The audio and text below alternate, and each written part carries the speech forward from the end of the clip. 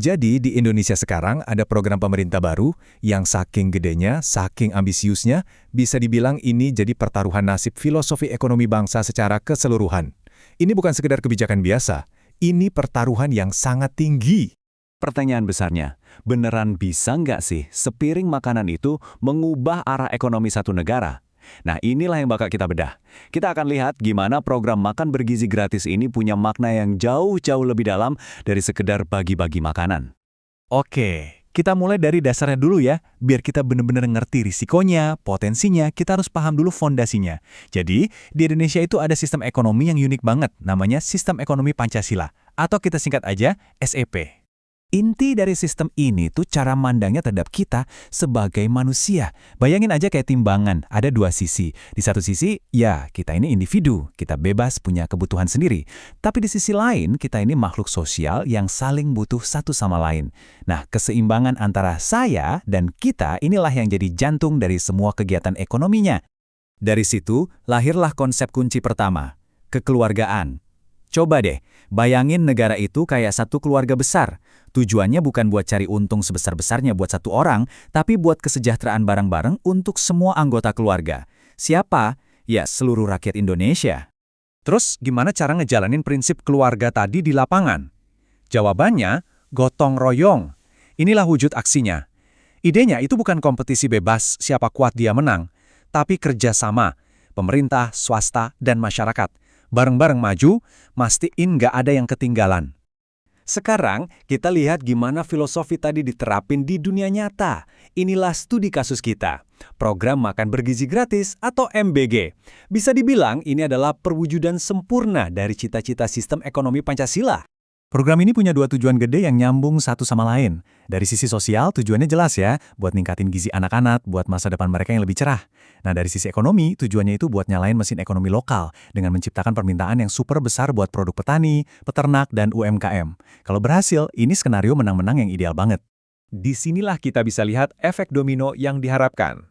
Teorinya sih sederhana, sepiring makanan bergizi itu memicu reaksi berantai. Anak jadi lebih sehat, makanya jadi bisa belajar lebih baik, dan ujung-ujungnya lahirlah generasi penerus bangsa yang lebih kompetitif. Tapi disinilah ceritanya jadi rumit. Walaupun tujuannya mulia banget, program ini tuh kayak pedang bermata dua.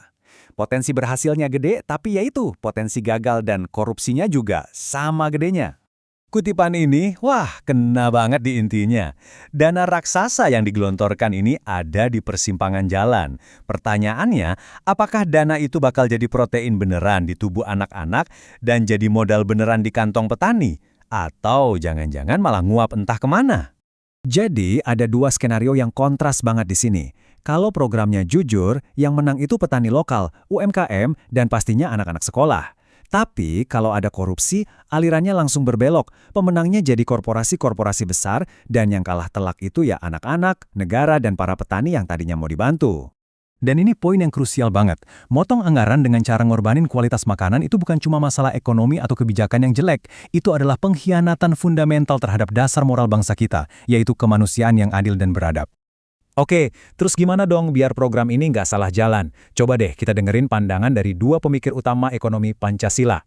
Menurut pemikir kayak Mubiarto, moralitas itu ya fondasinya ekonomi Pancasila. Kejujuran itu harga mati. Jadi dari kacamata beliau, program ini baru sah kalau dijalankan dengan integritas penuh dan benar-benar menghidupkan ekonomi di tingkat desa. Nah, sementara itu, Sri Edi Swasono bakal menyoroti soal pentingnya kedaulatan rakyat. Maksudnya apa?